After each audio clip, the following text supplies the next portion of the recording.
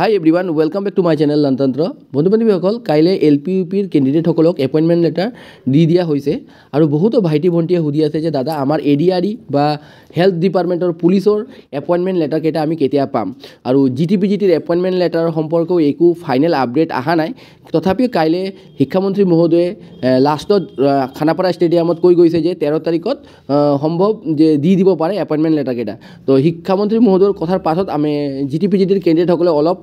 হকা হৈছে যে 13 তাৰিখত মেবি এপইণ্টমেণ্ট লেটাৰ কেইটা পাব পাৰে বাট এতিয়াও অফিচিয়েলি একো আপডেট অহা নাই আৰু কাইলে যে মুখ্যমন্ত্ৰী মহোদয়ে যি প্ৰেছ কনফাৰেন্স কৰিছিলে তাত তেওঁ জনাইছে যে কিদৰে এডিআৰই আৰু হেল্থ আৰু অসম পুলিচৰ এপইণ্টমেণ্ট লেটাৰ কেইটা দি দিয়া হ'ব আপোনালোকে এইটো ভিডিঅ'ত গোটেই কথাকেইটা শুনিব পাৰিব ভিডিঅ'ৰ শেষত মই ক্লিপছটো এড কৰি দিম য'ত মুখ্যমন্ত্ৰী মহোদয়ে জনাইছে যে যিমান এপইণ্টমেণ্ট লেটাৰ আছে আৰু ডিপাৰ্টমেণ্ট এলোকেশ্যন আছে এডিআৰই আৰু হেল্থ আৰু বেলেগ বেলেগ ডিপাৰ্টমেণ্টৰ গোটেইকেইটা কাম অলমষ্ট কমপ্লিট হৈ গৈছে আৰু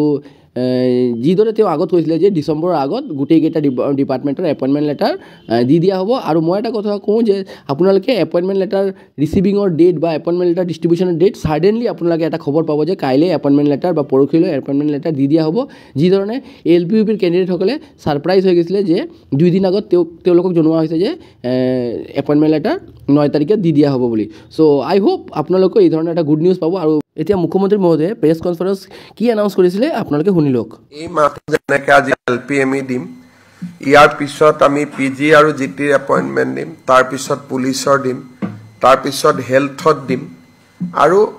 গ্ৰেড 3 আৰু গ্ৰেড 4ৰ পষ্টিংবিলাক ৰেডি হৈ আছে তেনেকৈ গ্ৰেড 3 গ্ৰেড 4ক দিম মানে 5খন 6খন নিযুক্তিৰ সভা থাকিব আমি একেলগে কৰিলে বহুত দেৰি হৈ যায় যদি একেলগে সকলোকে মাতি দিওঁ তেতিয়া ডিসেম্বৰ পাবগৈ গতিকে যাৰ যেনেকৈ আগত ৰেডি হৈ যাব তেনেকৈ আমি দি আছো